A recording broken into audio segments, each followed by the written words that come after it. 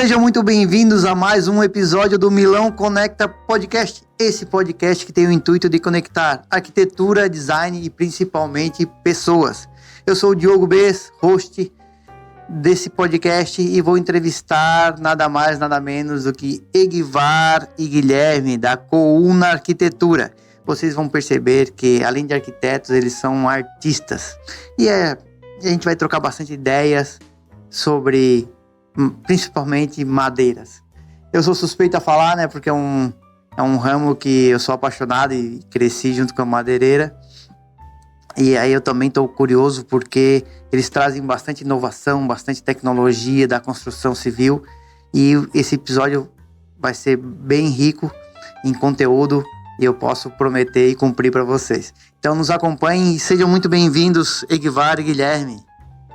Obrigado, Diogo. Muito obrigado pelo convite. Me sinto muito honrado. A gente já tem uma história aí de parceria, né, de algumas obras já. Então, tenho certeza que vai ser muito legal trocar essa ideia, principalmente sobre madeira, né, sobre outros assuntos que vão surgir. Mas é essa grande paixão que a gente tem em comum aí, que é a construção em madeira mesmo. E aí, Guilherme? Boa noite, meu caro amigo. União, unidos, né, aqui nessa mesa. É isso aí. Muito legal estar aqui, participando desse desdobramento dessa parceria que já acontece há muito tempo, né? E a gente, dentre os nossos bastidores, nossos sonhos, a gente fala dessa importância de comunicar o que a gente está fazendo. Importante a gente usar esse espaço, esse canal que você criou, muito sabiamente, para realmente ampliar isso que a gente tem feito, esse mercado que precisa tanto se comunicar com a sociedade, com a comunidade. E eu aqui me sinto muito lisonjeado junto com o meu parceiro, que veio diretamente legal, de Curitiba. Só gente aqui, né? E é verdade, olha só o prestígio. O Egvar veio de Curitiba para participar do programa, então a gente fica bem lisonjeado também. E nos bastidores a gente estava falando que Couna, primeiro de tudo, arroba do Instagram, Couna Arquitetura? Couna.arc. Couna.arc. Então já vai lá, já segue, e vocês vão ver os trabalhos incríveis de conexão com a natureza. Essa eu acho que é o grande, a grande assertividade de vocês, eu acho que é isso, né? A conexão com a natureza.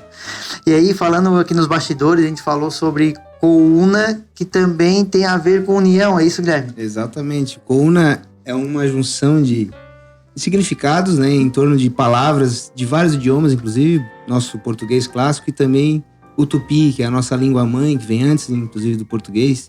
Então ela é uma mistura desses dois idiomas, vamos dizer assim, que é o idioma que nos conecta no sentido de linguagem.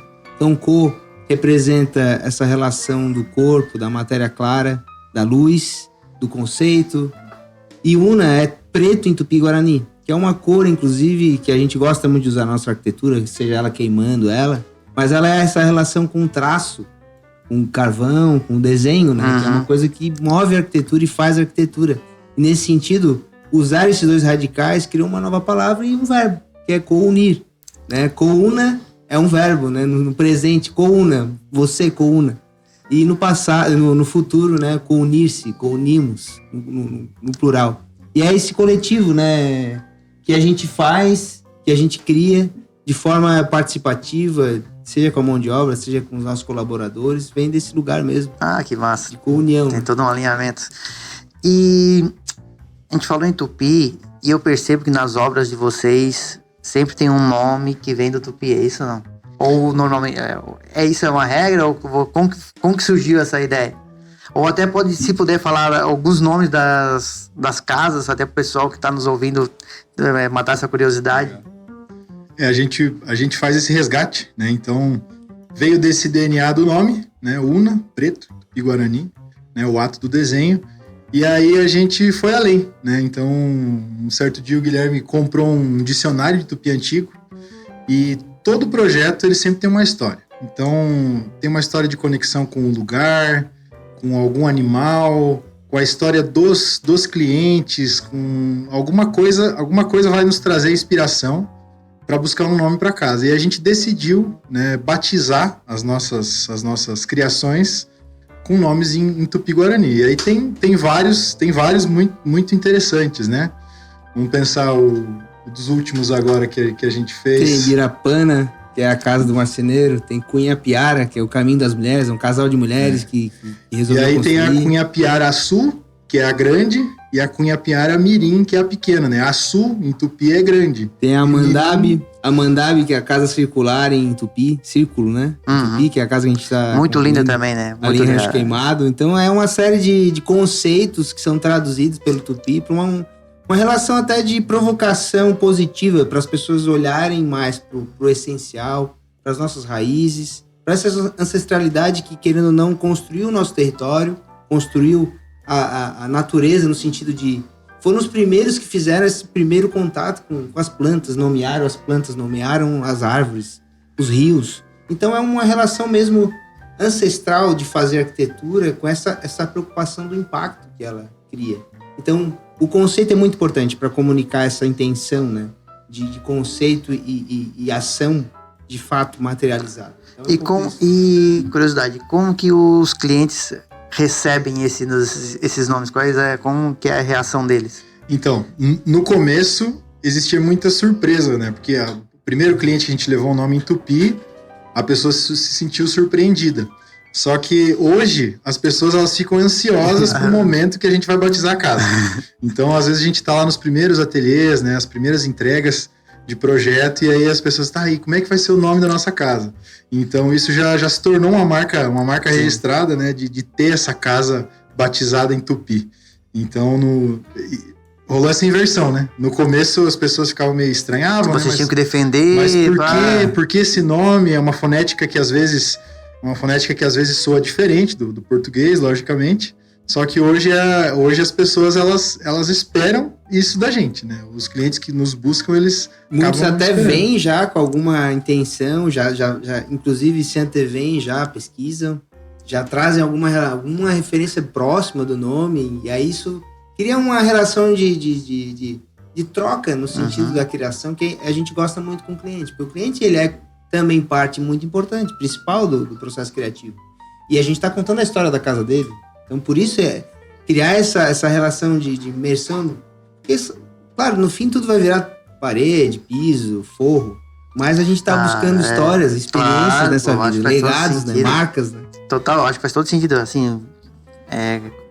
Porque normalmente a maioria das casas de vocês é ligada à natureza, né?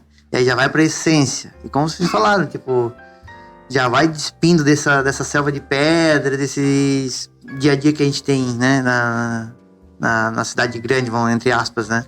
E aí vai pra natureza, já pega essa pegada cultural de início. Porque se a gente for mergulhar no que é arquitetura, cara, é a contra a natureza, né? Porque a gente tá criando o ambiente artificial que é contra a natureza, ou seja, Sim. a gente um dia viveu em cavernas, em árvores, e a gente criou a arquitetura, que é de fato a artificialidade do mundo. Criar um abrigo, uma coisa que é totalmente oposta, antes de pensar a nível conceitual do que é o natural. Então, e a gente viu o que o mundo tá, para onde tá caminhando, né? A gente tá realmente se desconectando, as pessoas não sabem nem mais que existe passarinho, que existe... Que o ovo vem da galinha. Que o ovo vem da vaca. Tipo, O leite é só da caixinha hoje em dia. isso, se a gente pensar, né, isso é meio louco até. Porque qual o sentido se a gente faz parte desse todo? Se a gente é um ser vivo, se é um primata, se é, enfim, a gente esqueceu desse lugar, né? Porque eu acho que esse lugar que a gente está vivendo de caos, de escassez em vários lugares, tem a ver com essa desconexão. Então a gente precisa voltar, a pandemia nos trouxe isso também, foi um momento que a gente fez até, inclusive, uma expansão muito grande no negócio, de olhar esse êxodo urbano, que é uma coisa que está só aumentando, inclusive. Sim, né? Nossa Serra Catarinense é um grande exemplo disso. Exato, e aí e perceber esses movimentos, né, faz com que a gente também, a nível até de empreendedorismo, nesse sentido, de olhar os movimentos econômicos e se colocar nesse lugar de se posicionar dentro do mercado que é saturado, inclusive, da arquitetura, né? Tipo, o pessoal que na cidade está disputando metro quadrado e leiloando e etc. Então, tipo, eu vejo que a gente fez uma escolha muito certa, porque encontrou duas coisas, o conceito, essa relação com a natureza, e realmente criar uma coisa diferente, inovadora, né, a nível de fazer.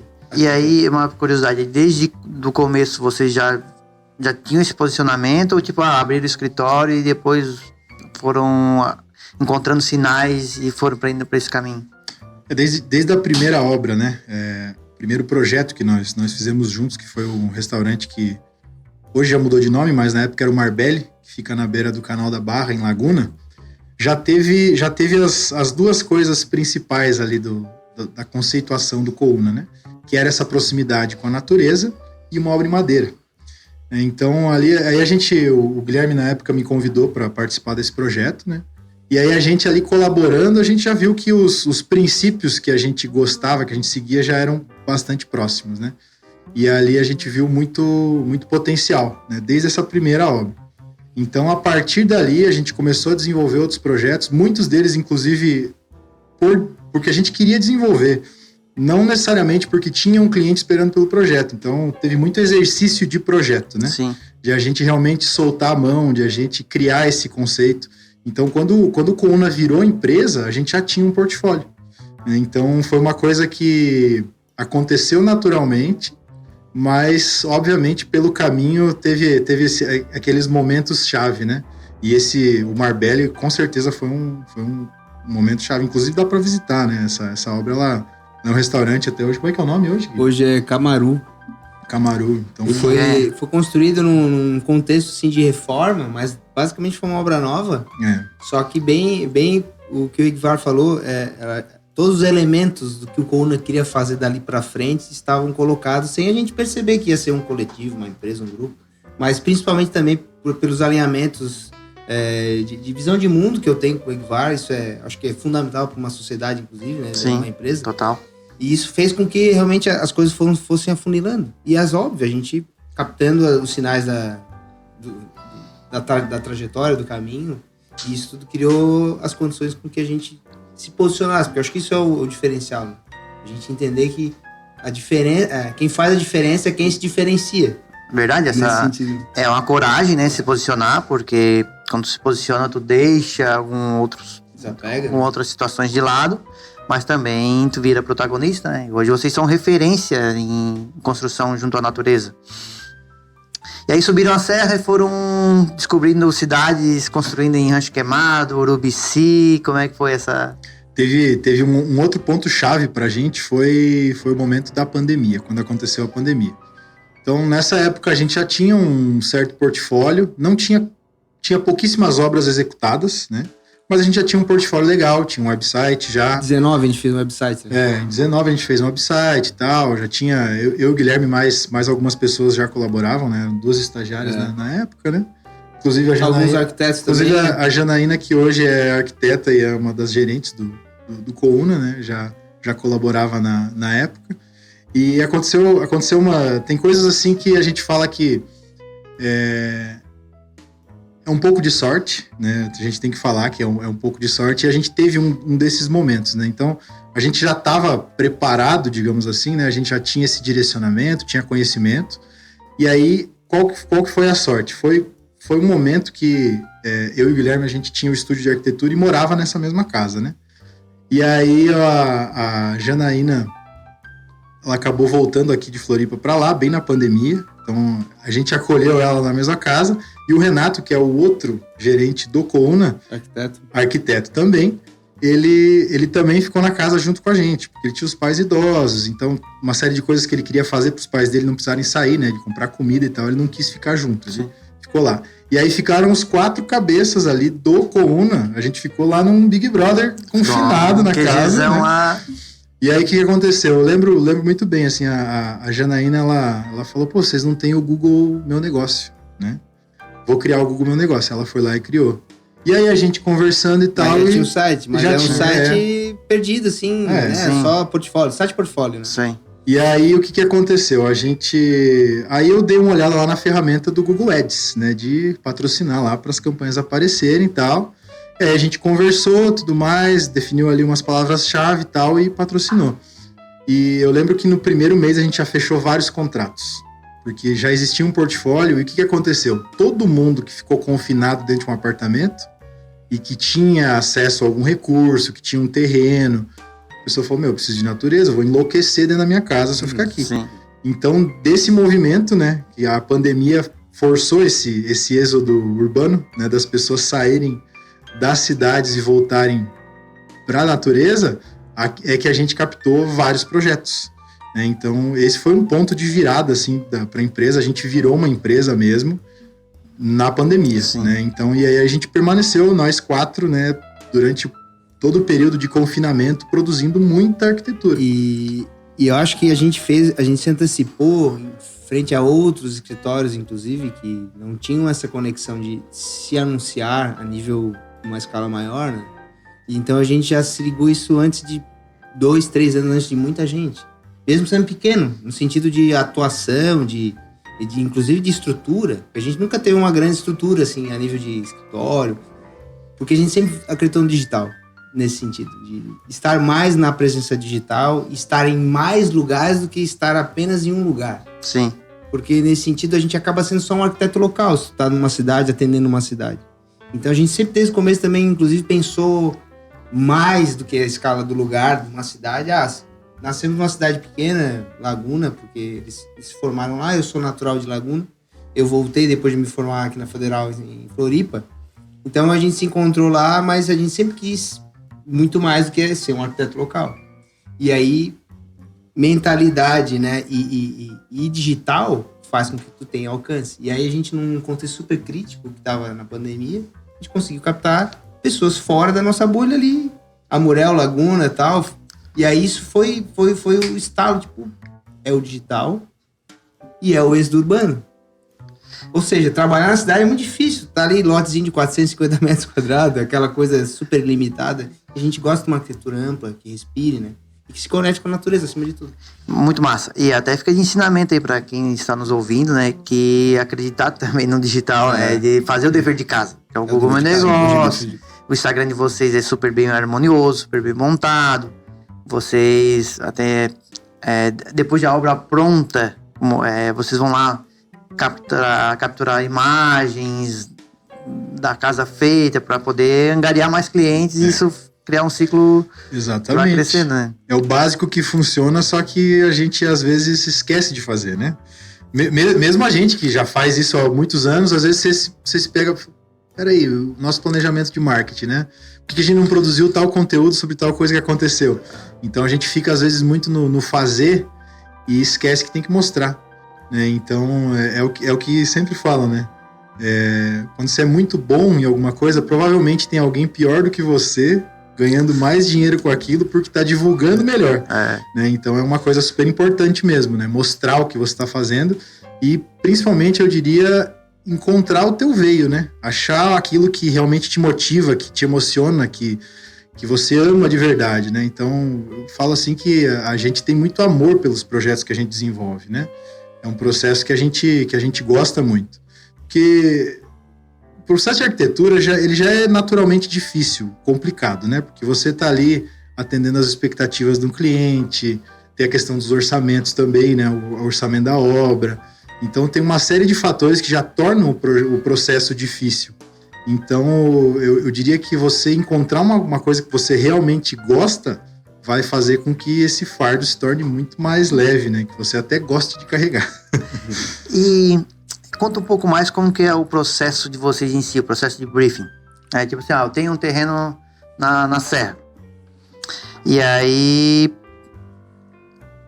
encontrei o Couna, arquitetura, me apaixonei pelos projetos e aí entrei em contato. Daí pra frente, como que funciona? Vocês marcam... Acima de tudo, a maioria hoje dos nossos clientes já vem até com um certo nível de consciência do nosso trabalho. Que é uma coisa que, inclusive, a gente trabalhou para que isso acontecesse. Uhum. Porque a gente sabe, no dia a dia do comercial, o quanto de pessoas vêm sem noção do que tu faz e que tu perde, inclusive, tempo que poderiam estar atendendo outras pessoas. Certo. Então, criar já um posicionamento faz com que a gente já filtre melhor esse funil inicial, né? Correto. E, nesse sentido, a gente sempre faz obviamente, um contato sempre possível físico, né? Mas sempre numa esteira de entender a demanda dele, fazer uma leitura do terreno, que é fundamental, acima de tudo, a paisagem. Sempre falo que a paisagem é quem manda no projeto, acima de tudo, depois as necessidades do cliente. Ótimo. Então, nessa sequência, a gente sempre faz um estudo inicial, que é uma proposta bem, inclusive, detalhada a nível de de descrição do objeto. A gente já ali na proposta já cria muito esse caminho, essa jornada. E naturalmente na sequência a gente, quando fecha um contrato, a gente aprofunda mais esse briefing, faz um filtro de referências junto com o cliente, referência que a gente gosta. Muitos dos projetos nossos hoje já são referências, inclusive para projetos, é muito legal. Com certeza. Frente à quantidade, a gente já está indo para o 110º projeto, tipo 110, é muito projeto. Parabéns. E aí nesse caso, entra-se num espaço de ateliê de criação que a gente fala, que é onde a gente troca, realmente desenha com o cliente. Os últimos contratos, inclusive, antes de fechar o contrato, eu já estava desenhando a casa com a galera. E isso faz com que as pessoas também acreditem, né, nesse poder da transformação do arquiteto.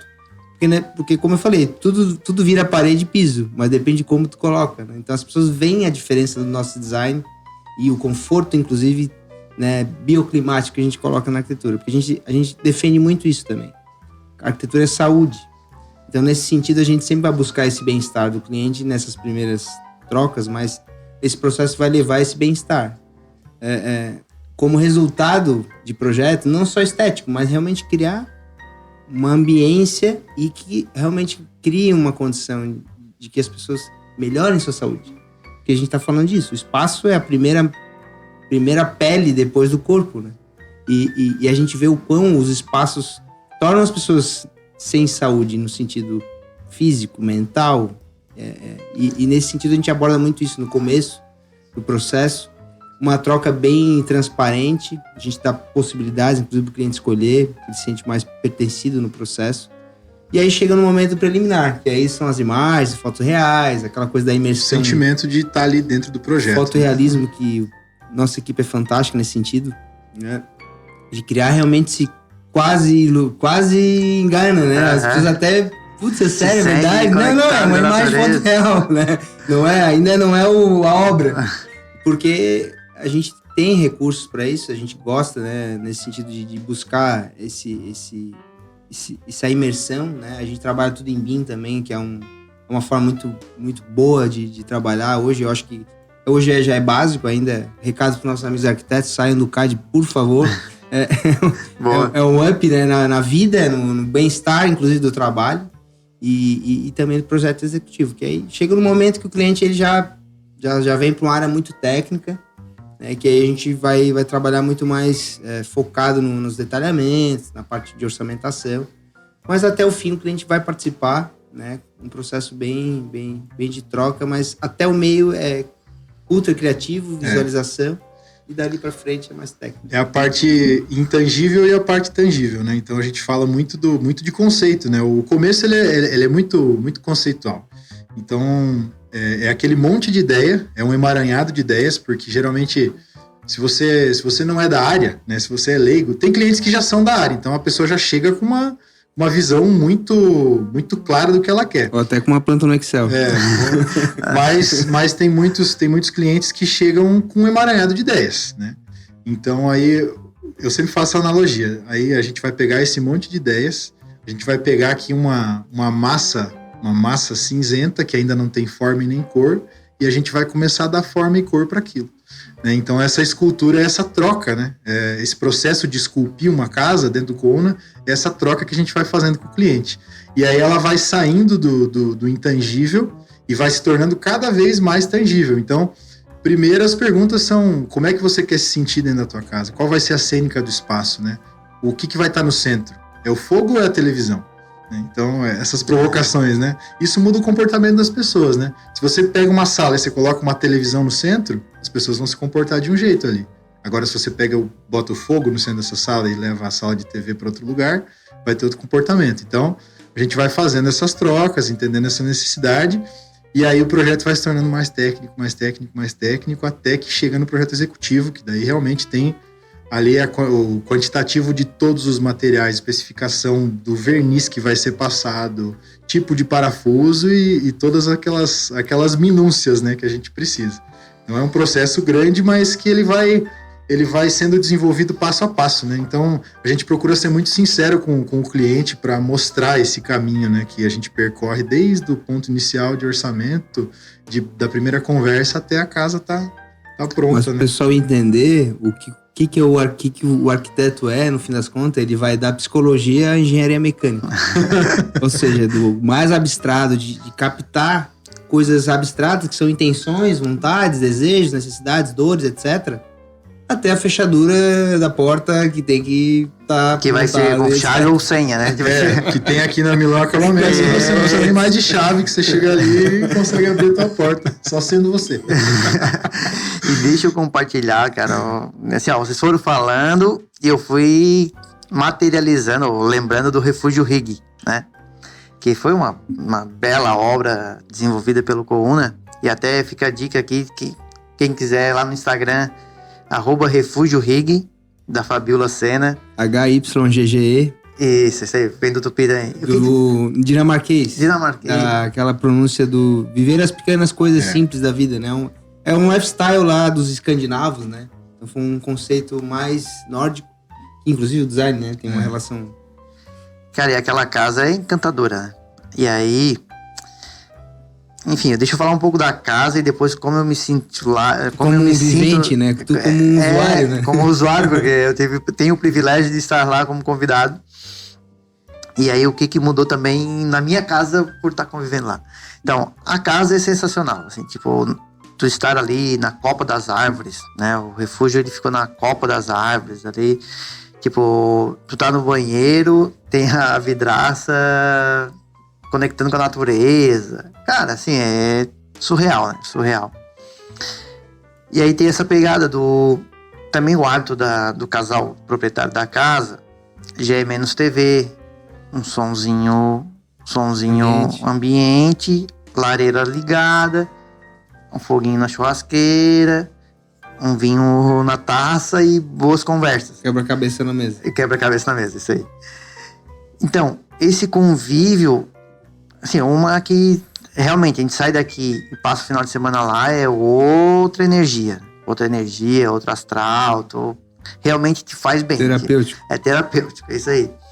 E aí o convívio, tanto com com a qualidade das pessoas que frequentam, e aquele ambiente que deixa a gente mais calmo, deixa a gente melhor. Hoje, lá em casa, que antigamente a gente chegava e ligava a TV, a primeira coisa que entrava em casa, ligava a TV. Nem prestava mais atenção, mas automático, né? Hoje é um sonzinho e tal, e liga a TV, cara, só em últimos casos, assim, né? Então, esse convívio que veio lá do projeto de vocês. E mais, né? Aí despertou desejo. Que aí também tive a oportunidade agora de adquirir um terreno em Rancho Queimado. A casa tá só no condomínio ainda, não fiz a casa, mas logo aí, quem sabe, a gente vai ter também um refúgio pra gente. E aí o que acontece, né? Tipo assim, acontece muito isso. O pessoal vai convivendo nas casas que vocês já fizeram, vai sendo indicado e logo os amigos vão pedindo também, vão pedindo projetos. Sim, é uma coisa que demora um pouco para acontecer, né? Porque o processo de arquitetura, ele não é aquela coisa rápida, você não tem um resultado rápido, né? A escala de tempo de criação e de execução é diferente de coisas... industriais, totalmente, assim. Então você tem um período ali de maturação, né? Até a gente estava conversando aqui antes de começar o podcast, exatamente sobre isso, porque leva anos para você conseguir fotografar uma obra de arquitetura pronta, às vezes, né? Porque teve todo o processo de projeto, que já são, né, alguns bons meses. Depois tem todo o processo de obra, mais alguns bons meses. Aí você tem que esperar a natureza se regenerar ali, né? Mais alguns bons meses. Então, aí você já tem uma jornada ali, né, que obviamente você pode documentar, mas que você só vai conseguir fotografar pronto depois de um tempo, né? Mas é muito interessante que a Fabiola, por exemplo, já nos indicou vários outros clientes, né? E durante o processo lá de fotografar a casa dela foi muito legal ver eles vivendo ali na casa, né? Passar um dia lá com eles, ver como que eles usavam, porque a gente cria arquitetura, a gente passa aquele tempo ali participando do processo e depois a gente sai, né? Isso fica para as pessoas, né? Então a gente participa ali por 1 ou 2 anos e depois as pessoas vão viver naquele lugar por 30, 50, enfim. Mas às vezes pela sua vida. Mas às vezes eu faço uma alusão de que o arquiteto ele é quase como um médico, aquele médico familiar da antiguidade, enfim, de gerações para trás, que hoje a medicina foi para outro caminho, mas antes tinha aquela coisa do médico da família. Com certeza. O arquiteto é um pouco esse sujeito, assim. E é isso que a gente também, a partir de agora dessas obras, né? Inclusive, escritórios de arquitetura, para começarem a ter um acervo de obras, demora um tempo também. A gente está agora indo para 12ª obra, assim, no sentido completa, desde o zero. As que ficaram primorosas, né? Do que a gente está fazendo. E aí, o trabalho mais importante, e eu acho que acho que é das coisas mais interessantes, inclusive, do nosso trabalho, é criar essa relação familiar, de pertencimento, de estar lá, de acompanhar essa evolução, inclusive, dos nossos clientes usando a casa. Então, eu acho que esse desafio, obviamente, sempre pode ter situações de conflito, processos, pessoas envolvem isso, mas no saldo, todos os nossos clientes hoje são pessoas que nos convidam. Eu tive semana passada para captar um outro cliente, o cliente me deu a chave da casa lá em Palmas, fui lá abrir tudo. Então, tipo, essa relação de confiança, né, que a gente cria, porque de fato a gente tá lidando com sonhos de pessoas, às vezes, que juntaram recurso anos, né, então depositaram tudo num projeto que a gente tem uma responsabilidade, não só conceitual, mas orçamentária, técnica, né, de fazer acontecer dentro daquelas regras estabelecidas. Então, esse compromisso de entregar na nossa mão tudo isso, né, então, para além do artista, tem um engenheiro financeiro, tem o psicólogo, tem o biólogo. Então, a nossa profissão é muito dinâmica e muito plural nesse sentido. Com certeza. E a partir disso é que a gente cria relações orgânicas, e é a partir dessas relações orgânicas, inclusive, que a gente até valoriza mais do que pessoas que estão aí né, buscando a gente no site. Então, acho que tem um tempo de maturação também do nosso fazer, e as pessoas agora começam a reconhecer, visitando as obras, vivendo, como tu, né, tem o privilégio de estar ali em Rig, e entre outros clientes também que estão criando essa rede, pessoas vendo que, pô, esse design é diferente, essa arquitetura me contagia, me transforma, né? E é nesse sentido, é isso que faz a gente continuar. Eu acho que nesse momento, quando vem um reconhecimento, um depoimento assim, que brilha o nosso coração. Que massa, dá uma aquece, né? É, legal. E aí, eu vejo que as obras de vocês prezam sempre pela sustentabilidade, de agredir menos possível a natureza. E aí, o método que vocês mais constroem é o wood frame. Hoje, sim. E, assim, pra gente é tão comum esse nome, né? Wood frame. Mas pra quem tá em casa, da onde é? Pode contar um pouco mais desse método construtivo? Dá pra gente contar um pouco mais, sim. Até porque, né? Já, vamos começar pela grande novidade, né? Já existe NBR do wood frame agora, né? Então, uau! A gente já ficou muito mais fácil, né? Por exemplo, pra pessoa que precisa financiar uma casa, né, já fica muito mais fácil para o banco, né, fazer a avaliação dos projetos e tal. Não tenham medo de fazer o wood frame, gente, já tem financiamento. Boa. Inclusive. Então, o wood frame, se a gente for voltar lá na raiz da coisa, é uma metodologia que veio das casas antigas de madeira, né, tanto as europeias quanto dos Estados Unidos, né, e o método em si, ele tem aí quase 100 anos já, né, então é um tipo de construção que, obviamente, veio se atualizando com o passar dos anos, né, ganhando novos componentes, mas é um jeito de construir que já tem aí, né, os seus 100 anos. Né? Então, é um método que ele é comprovadamente muito eficiente para construir. Então, o wood, madeira, frame, quadro. Né? Então, basicamente é isso. São quadros de madeira, são esses painéis, né, painéis de madeira, que a gente vai aí... faz os painéis, depois vai montando como se fosse um Lego gigante. Então é uma obra que ela tem muito menos desperdício, muito mais rápida, né? Como a gente tem uma série de componentes ali, né? Tem as mantas, a manta hidrófuga, a gente tem o isolamento termoacústico, a painelização da obra de wood frame que faz o contraventamento, né? Então até a gente viu agora, né? Passou esse furacão lá nos Estados Unidos. As casas lá é mais de 90% wood frame, né? Uhum. Então essas casas americanas que a gente vê aí de 1.000 metros quadrados, né? Porque as casas lá são todas gigantes. Sim. É tudo de wood frame. E a maioria das casas resistiu vento de mais de 250 km por hora. Né? Então são estruturas muito resistentes, né? Então, essa é uma grande dúvida, né? As pessoas falam, mas a minha casa, e se der um vento? E vai pegar cupim? E vai apodrecer. Então, na realidade, hoje uma casa de wood frame bem construída, ela vai ter muito menos manutenção até do que uma casa de alvenaria. Sim.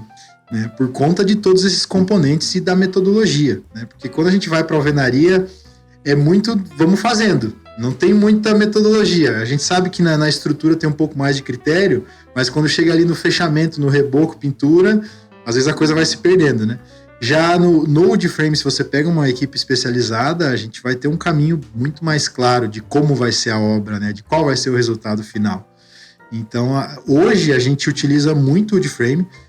Todas as obras, elas, na realidade, elas são mistas, né? A gente vai ter o concreto armado lá nas fundações, muitas vezes até em alguma área molhada, né? Mas, majoritariamente, falando em parede e telhado, é a técnica que a gente mais tem utilizado, né?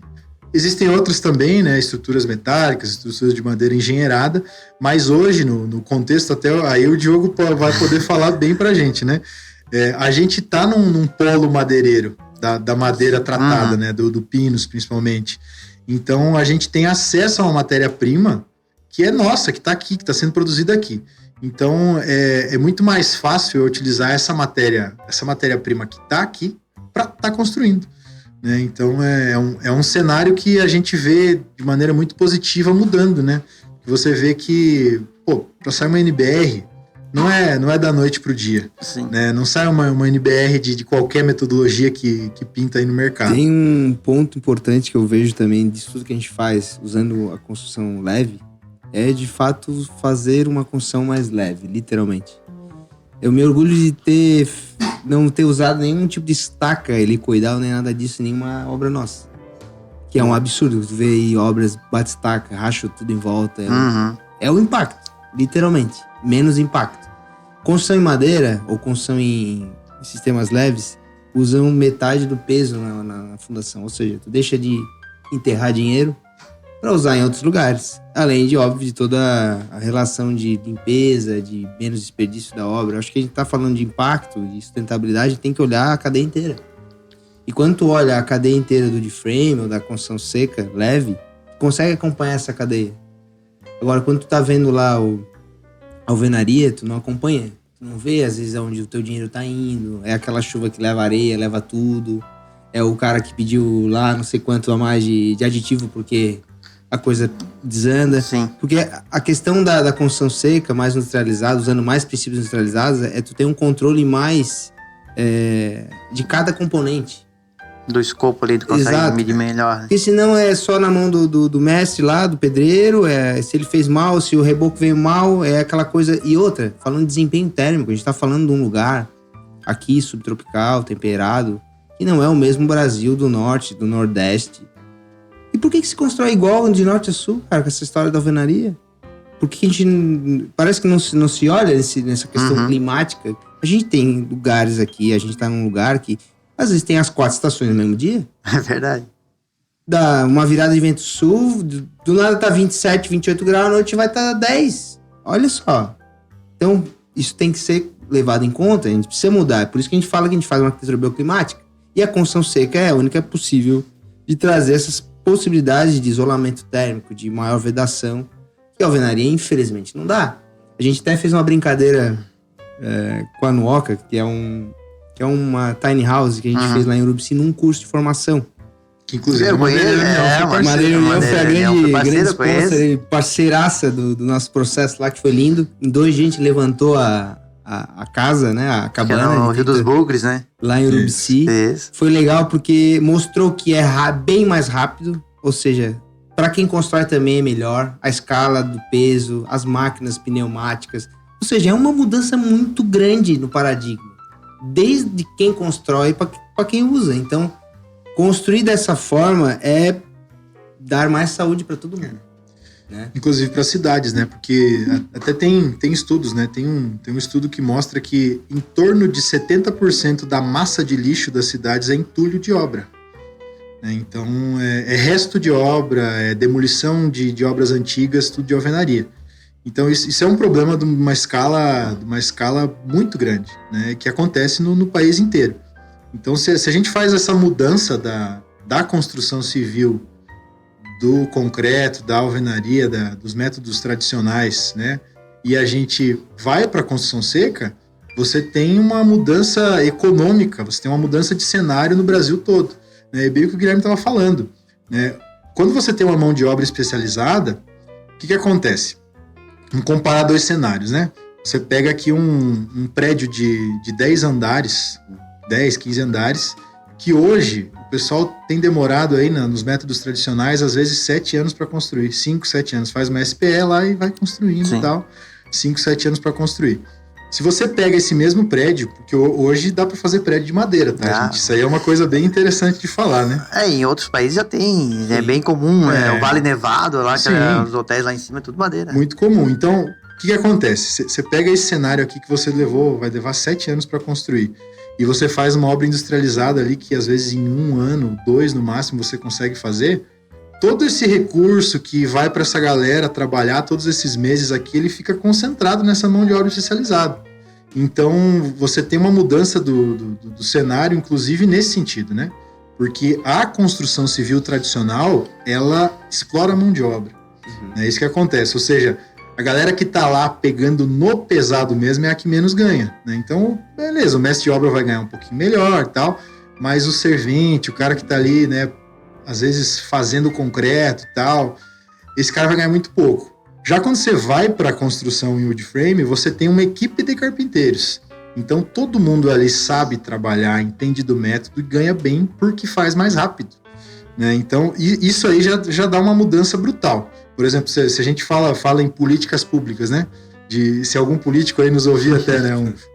Uma coisa importante, incentivar a especialização de mão de obra para construção seca, incentivar esse cenário, né? O Brasil ele já foi referência no concreto, né? A gente fez Brasília e foi referência no concreto armado no mundo por muito tempo, mas já passou essa época, né? Tá na hora de mudar, tá na hora de atualizar. Então, e o Brasil hoje, uma boa parte do nosso PIB é a construção civil. Só que a gente está fazendo como se a gente tivesse aí 60, 70 anos atrás. A gente está usando concreto no lugar errado, principalmente para residências. Residências de multifamiliar até vai ter que ter lá o núcleo rígido, fundações, mas não precisa usar concreto em tudo. Não precisa elemento duro em tudo. Então a gente tá realmente, a gente não é contra, a gente só tá falando aqui. Tá tem sendo lugar usado certo errado. Pra usar, exatamente. E a gente tá enterrando dinheiro. Porque pra te colocar peso de parede em tudo, tu precisa fazer uma fundação gigantesca, super profunda, então tá tudo intrínseco e relacionado. Então a gente só tá querendo virar um pouquinho essa chave, mostrar que já é possível, que já tem no mundo. Infelizmente a gente tem que sempre trazer um exemplo externo pra dizer, não, galera, já tem, acredito, confia. Tem que endossar, né? Um pouco esse complexo vira-lata que a gente tem, né? E a gente sempre brinca com a lenda, com a historinha dos 3 porquinhos, né? Porque eu acho que foi um concreteiro que lá atrás inventou essa história, só pode. Pra dizer que madeira é a pior do tipo de construção. Então a gente faz essa brincadeira, mas pra provocar e mostrar que tudo é cultural, tudo é cultura, tudo é hábito, tudo é provar, ter exemplos. E a gente hoje faz e exemplifica e diz que é possível. Por isso que muitas das vezes os clientes que têm dúvida a gente leva numa obra. Olha como é melhor a questão térmica, questão de acústica, que é uma coisa também negligenciada na maioria das construções, né? Vai num prédio aí, é um absurdo, né? Tu vê aí lajezinhas de 10, tu ouve tudo, o cara roncar, ouve tudo. É horrível, sabe? Parece que só o lucro que importa, e não a saúde e o bem-estar, que é o objetivo maior da arquitetura, das pessoas, viver, né? Seus ciclos de vida. Então, tudo isso que a gente está discutindo aqui tem a ver com essa mudança que a gente precisa fazer. Eu vejo que tu é um cara muito importante nessa cadeia, porque tu tá na madeireira, tens uma madeireira tradicional, e aqui é a base, né? A madeireira a gente sempre fala. A gente tá convertendo, inclusive, as madeireiras tradicionais para o sistema de construção leve. Sim. Eu acredito que hoje, desses 5 anos para trás que a gente já se conhece, 4 anos, hoje tu já tem uma linha de frame, já perfila as madeiras certas para construção. Então, essa relação de formação que a gente está fazendo nos cursos é para criar uma cultura mesmo de construção, né? A gente até fala que, a gente nem tinha que fazer isso, porque a gente gosta de ficar desenhando, de criando conceito, mas isso ia ser irresponsável só criar uma coisa superficial, só a parte. Mas vocês fomentam o ecossistema, né? O ecossistema de formação de mão de obra, porque senão é um gargalo que pode ser criado lá na frente. Sim, e também a gente vê como é legal essa troca, essa conversa que a gente tá tendo e outras que a gente já teve, né? E colaborações em obras, porque a maioria das pessoas a gente ainda não entende, né? Se você for na rua e perguntar para 10 pessoas que é o de frame, se um souber te responder, é demais. Então, agora falar de alvenaria, todo mundo vai saber o que vai na alvenaria. Então, esse é o nosso desafio, né? A gente tem que comunicar o que é, mostrar o que é, para as pessoas assimilarem, entenderem, né? Porque é muito legal você levar uma pessoa que nunca foi numa obra de wood frame, você levar numa obra de wood frame. Porque é um outro cenário, é totalmente diferente. Numa obra normal, a gente sabe que é caótico, porque você faz um negócio ali que tem que curar, que é mole, né? Você mistura os componentes, aí faz aquela massa mole, vai grudando aqui, grudando ali, respinga por todo lado. Na obra de wood frame, não. Na obra de frame é tudo limpo. Chega no final do dia, você vai no máximo varrer ali, tá tudo organizado limpo. Você pode ir lá dentro da obra e fazer um churrasco ali, tranquilamente, permanecer lá dentro. Então, quando a gente começar a conseguir mostrar para as pessoas, né, provar para as pessoas que esse é um caminho mais consciente, mais limpo, de menos resíduo, mais leve, mais confortável, todo mundo vai conseguir assimilar. Não vai ter ninguém que vai falar, não, mas não é. Não, se você conseguir mostrar e comunicar isso, as pessoas vão entender, né? Qualquer ser humano vai conseguir assimilar. Tem uma história que antigamente, dos imigrantes e tal, enfim, a pessoa, ela vivia numa casa de madeira, e aí quando ela ganhava dinheiro, ela ia fazer uma casa de alvenaria. De material? Como que de material, é isso aí, casa de material. E hoje virou o jogo, né? A pessoa vive numa casa de material, uma casa de alvenaria, num apartamento, ou o que seja. E aí, quando ela consegue ter recurso, ter dinheiro, ela vai para uma casa de madeira. De madeira engenheirada, principalmente. Que eu diria ser agora a ponta da tecnologia em construção seca industrializada. Do mundo. Até acho que é uma coisa que a gente quer mais fazer do que o wood frame, inclusive. Que o wood frame, na verdade, ele é uma parte de um fechamento das paredes. Claro que numa escala de casa que a gente está fazendo, ele quase que domina o sistema construtivo ali que reveste, que fecha as paredes. Mas a nível de arquitetura de alto nível hoje no mundo, é madeira engenheirada. Que aí é um processo mais incrível ainda de transformar a madeira, que a gente sabe que tem a sua deformação, se não bem seca, estão 15% até abaixo de 15% de umidade, tem que estar ali todo aquele controle. Ele é um trabalho industrializado que prensa ela em lamelas e cria peças inertes de estrutura que são capazes de resistir a grandes vãos de 15, Exato. 20, 30, fazer pontes, edifícios em altura. Para o pessoal entender, né, o que é a madeira engenheirada, né, tem várias modalidades, né? Tem a madeira laminada colada, tem o CLT, que é o Cross Laminated Timber, né, madeira laminada cruzada. Mas basicamente assim, imagina aquela chapa de compensado, isso todo mundo já viu, né? Sim. Aquela chapa de compensado que você vai ter as lâminas, uma grudada em cima da outra, com as fibras, né, em direções opostas ali para dar resistência. Imagina fazer isso com escala de tábuas ao invés de lâminas. Então aí você cria uma estrutura ali que você consegue ter uma propriedade assim muito próxima da do aço, né? De você saber exatamente qual leve vai ser aquela resistência, né? E aí você consegue vencer grandes vãos, né? Tem lugares aí, shopping center inteiro coberto com laminada colada no Brasil, inclusive, né? No Nordeste tem um shopping. E prédios, né? Hoje, inclusive, por exemplo, se você pegar a Suécia, eles têm uma reserva federal que é utilizada para construir todas as construções de madeira laminada colada, ou seja, eles industrializam a conífera, uma árvore conífera, tipo um pinus, né, que é nativo deles, transformam em madeira engenheirada e constroem as escolas, os hospitais e qualquer infraestrutura pública que seja necessária. Um exemplo local, a gente tem o Parque Estadual do Rio Vermelho, que há 80 anos foi feito um reflorestamento de pino gigantesco pelo grande, acho que ele é descendente de alemão, a gente estudou isso na universidade, e alguns poucos professores que trouxeram esse conceito, porque exato, a gente tem um problema sistêmico de não trazer esse tipo de técnica desde a formação acadêmica. A gente está muito conectado ao concreto desde a essência da formação do arquiteto e engenheiro. Tu vê os engenheiros, eles quase ninguém calcula madeira, isso é uma dificuldade trabalhar com construção em madeira, porque na base do ensino tu não tem a divulgação, não tem o fomento desse sistema.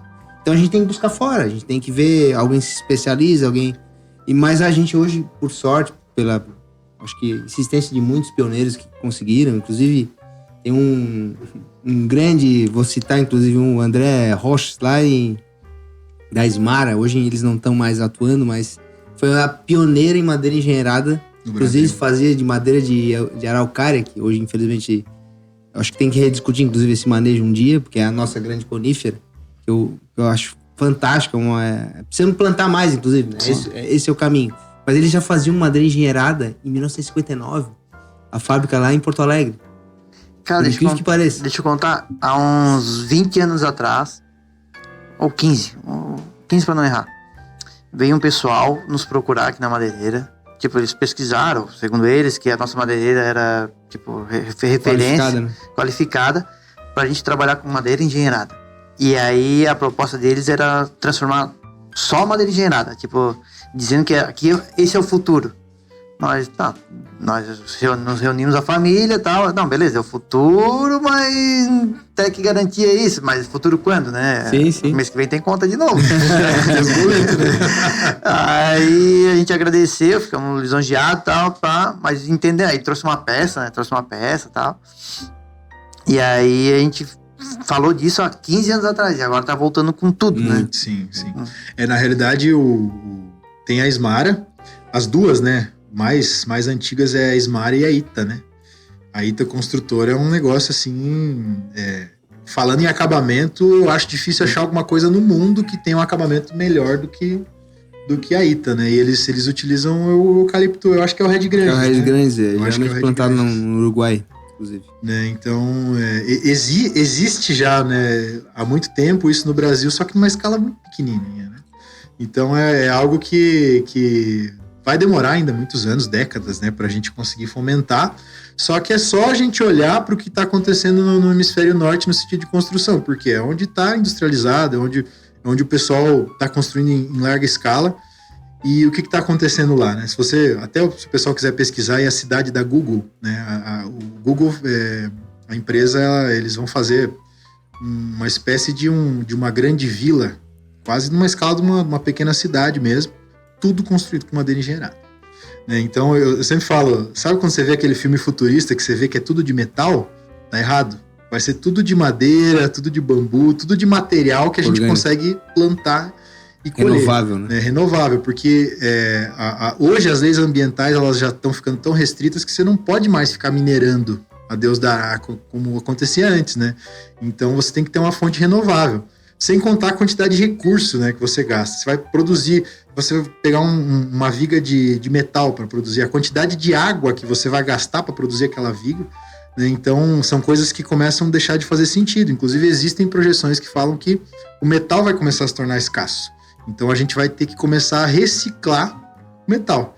E aí, o metal, ele sempre vai ter o papel dele, mas nas conexões. Então, quando a gente fala de obra de madeira sempre tem o concreto lá embaixo da terra e sempre tem um metal conectando uma peça na outra, né? É articulação. Articulação. Então, muito provavelmente, daqui a 50, 60 anos, a gente vai ver muita coisa de madeira, muita coisa de bambu, muita coisa de fibra natural, né? Tem muito estudo disso também. De biomateriais, né? Biomateriais, feito de micélios, de biomassa, de resto de cana, de coco. Cânhamo. Então, acho que o mundo está olhando para esse cenário, para sair, inclusive, dessa dependência do plástico, desses materiais que vêm um pouco, derivam desse mundo meio despreocupado, né? Do industrializado, né? Do mundo a vapor, que a industrialização ali. Porque agora a gente vai ter que pegar a indústria e levar ela para esse lado mais consciente. Biofílico, né? Biofílico, exatamente. Muito massa. Que conteúdo rico, gente. E a gente vai partindo nosso, não encerramento, mas para a parte final aqui do podcast. E aí eu gosto de entrar um pouco mais na vida pessoal dos convidados, assim. E aí eu pergunto para cada um de vocês o que gosta de fazer no final de semana, quais seus hobbies, e aí? Pode começar pelo Egvar, por favor. Então, eu acho que as coisas que eu gosto são as coisas mais simples. Então, eu sempre tive uma conexão muito forte com a natureza, né? Meus pais, meu pai é agricultor, meus avós também. Esse amor pela vida rural tá sempre junto comigo, né? Hoje eu moro em Curitiba, mas sempre que eu posso eu escapo lá para Urubici, porque a gente tem no Oca, tem a nossa cabana lá. Então, para mim, esse contato com a natureza é a coisa mais importante que existe, né? Então, sempre que eu posso sair... Por sorte, Curitiba tem um monte de parque, então, né? Inclusive, Curitiba é muito pinhão, por causa da quantidade de araucária que tem lá, né? Qualquer lugar que você olha tem araucária. Então, apesar de eu morar numa cidade grande, eu sempre tento sair de lá, tento me reconectar com a natureza, é o que me acalma, é o que me preenche. E felizmente, as nossas visitas técnicas, quando vai visitar algum terreno, é no meio da natureza, né? Então, nesse sentido, eu também me sinto muito agraciado, porque boa parte do nosso trabalho tem a ver com você sentir uma paisagem, né? Você apreciar uma paisagem e perceber essa paisagem, né? Então, hoje eu vejo assim que, tudo bem, é legal de vez em quando você assistir um filme, assistir uma série, ir numa festa, mas você só parar e ver o tempo passar no meio da natureza é a coisa que eu mais valorizo hoje. Massa. Guilherme? Eu acho que, acima de tudo, eu gosto de conexões, assim, de encontros. Acho que tudo que a gente faz, inclusive a arquitetura, acima de tudo, é para encontros. Seja um encontro com a natureza ou consigo mesmo. Então, eu vim de um lugar também que é agraciado, nasci perto daqui em Laguna, que é um lugar também incrível em termos de natureza, né? Total. Exuberância. E no fim é sempre isso, tá vivendo perto dessa... Eu também eu amo a serra, mas eu tenho uma relação com o mar forte também. Eu gosto lá da minha caminhadinha, da minha corrida. Observar esse tempo natural dentro desse espectro de aceleração que a gente tá vivendo. E eu vou te cortar e só reforçar que a gente é privilegiado, né, no nosso estado, de ter o mar e a serra. A gente sempre faz uma alusão, inclusive, à Nova Zelândia, que é uma condição parecida de ter serra e mar muito perto. E eu acho que isso também, vamos dizer assim, agradecer esse privilégio, né? Acordar todo dia e gratidão por fazer o que eu faço, né? De poder fazer o que eu faço, nesse sentido de a gente transformar pessoas. Querendo ou não, a arquitetura consome muito do nosso tempo, porque é uma dedicação muito grande. É imersão, é fim de semana, a gente também gosta de ir lá visitar o cliente, comer um churrasquinho que a gente ama, tomar um bom vinho. Acho que vivenciar o que a gente faz, né? No sentido de criar espaços incríveis. Então a gente, hoje, cada vez mais está conectado no coletivo. Então eu também me coloco sempre nesse lugar do coletivo, de estar perto de pessoas, de estar perto da cultura, da música, da arte, que são subsídios, inclusive, para a gente estar criando boa arquitetura. Não só de arquitetura se faz arquitetura, mas de bons filmes, de bons livros, boas experiências, boas músicas, né? Estar alimentado da beleza, acima de tudo, de criar um senso estético, né? Então tudo que eu faço hoje tem a ver com isso, de buscar a beleza nas coisas, seja parar e ver a paisagem, seja estar com alguém que me preencha a nível de cultura, de conhecimento, porque no fim das contas a gente é só um instrumento também da vontade, né? Exatamente, instrumento das trocas, né? Eu acho que isso, toda pessoa que vem deixa um pouco de si e a gente está sempre em evolução, carregando e também trazendo algo, né, positivo nesse sentido. Eu acho que, acima de tudo, é viver a beleza, viver o agora, viver encontros, né? Isso tudo com um bom vinho, coisa boa. Uma boa comida. Eu acho que a gente quer o melhor, né? E a pergunta que não pode faltar no Milão Conecta é o que não pode faltar na casa do Guilherme? O que não pode faltar na casa do Guilherme hoje? Uma boa churrasqueira, uma boa lareira, uma boa música, né? E uma luz amarela. A gente também tem que mudar esse paradigma. As pessoas usam muito luz branca nas casas. E plantas, né? Natureza, acima de tudo, e arte. São coisas que não podem faltar na minha casa. Que ótimo. E o que não pode faltar na casa do Big Bar? Cara, eu gosto de chão. Então tem que ter alguma coisa. Se eu tiver que ficar no apartamento, eu vou ter que trazer umas plantas para dentro. A gente precisa dessa conexão com o verde, com a natureza mesmo, né? Então, eu não gosto muito de apartamento, eu gosto de casa, né? Para estar perto da terra ali mesmo, né? Então, essa para mim, sempre que eu vou escolher um lugar para morar, isso é um fator determinante. Se pelo menos não tiver dentro da minha casa, né, do meu espaço, que seja numa rua que seja arborizada, que seja um lugar assim, né? E um violão pra fazer um sonzinho, a guitarra. Sou músico também, né? Ah, que legal. Então tem que ter essa parte também. Cara, e deixa eu te contar, eu adoro música, só que eu sou péssima. E aí ontem, sábado, eu participei de um aniversário, que aí um amigo levou um violão, eu assim, cara, vou ter que, pelo menos um carrom, eu vou ter que aprender a tocar um carrom, pelo menos pra fazer parte, né? Aí eu conversei com o meu amigo violeiro, ele disse, cara, pra tu começar, tu tem que pelo menos já vai lá e compra. Sentir, né? Vai lá, compra e depois eu te ensino um pouco, assim, logo eu Tem quero... que se jogar, né? Tem que se jogar, porque eu admiro, só que não tenho zero habilidade. Gente, e então, tivemos aqui um episódio hoje rico, agradecer a presença do Guilherme, do Aguivar, e vem os recadinhos paroquiais, né? Peço para seguir no Instagram, @couna.arc. Vá lá, por favor. Assim, por favor, é uma dica, né? Vai lá que você vai se deliciar, você vai viajar com os projetos conectados à natureza. Olha, você vai passar vontade e logo também vai querer ter um refúgio para você. E a gente pede também para seguir o @MilãoConecta no Instagram e lá no canal do YouTube se inscrever no canal da Milão Acabamentos. Eu sou o Diogo Bez, a gente vai ficando por aqui com mais um episódio. Até o próximo. Valeu, um abraço!